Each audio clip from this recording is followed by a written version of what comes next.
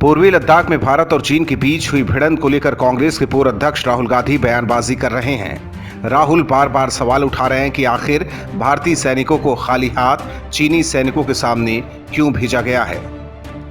राहुल अधूरा ज्ञान लेकर देश में भ्रम फैला रहे हैं, जबकि सच्चाई राहुल गांधी को ही पता नहीं है। हालांकि राहुल को अब इसका जवाब केंद्र की मोदी सरकार ने दिया है। राहुल गांधी के सवाल पर विदेश मंत्री ने प्रतिक्रिया दी है।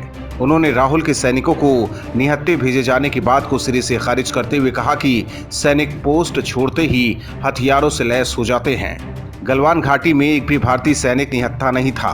हर सैनिक के पास हथियार थे, लेकिन समझौतों के मुताबिक वहां हथियारों का इस्तेमाल नहीं किया जाना था और ना ही किया गया।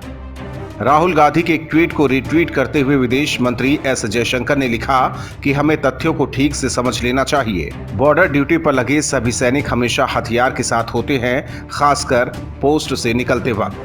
15 जून को गलवान में ड्यूटी पर तैनात सैनिकों के पास भी हथियार थे। जयशंकर ने चीनी सैनिकों के साथ खूनी झड़प के वक्त हथियारों का उपयोग नहीं किए जाने को लेकर स्थिति साफ की।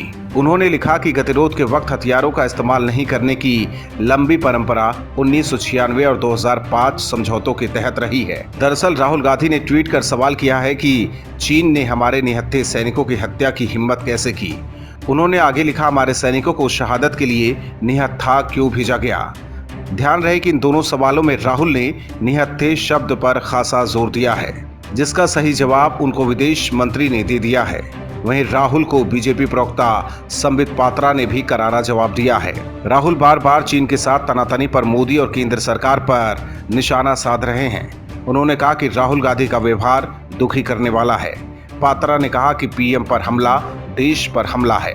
नरेंद्र मोदी केवल बीजेपी के नहीं पूरे देश के प्रधानमंत्री हैं।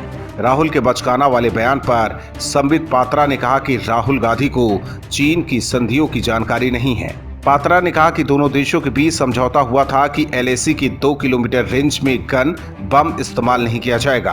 हालांकि सवाल यह है कि आखिर राहुल ऐसी बयानबाजी क्यों करते हैं। क्या वो सब कुछ जानते हुए अनजान बनकर देश को गुमराह करने की कोशिश करते हैं ताकि वो कैसे भी मोदी पर हमला बोल सके।